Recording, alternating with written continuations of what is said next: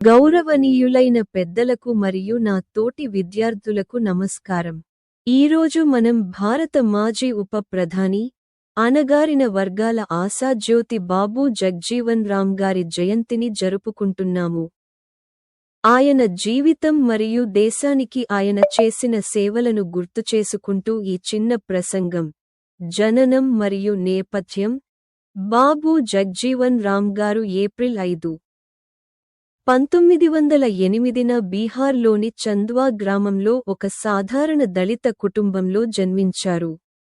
చిన్నతనం నుండే ఆయన కుల వివక్షను ఎదుర్కొన్నప్పటికీ, పట్టుదలతో చదువుకుని గొప్ప నాయకుడిగా ఎదిగారు.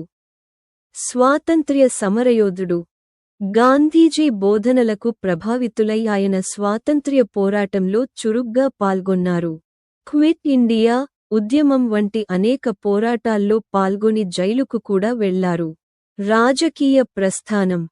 ఆయన భారతదేశపు మొట్టమొదటి కార్మిక శాఖ మంత్రిగా సేవలందించారు. సమానత్వ భావాలను మనం అలవర్చుకోవాలి.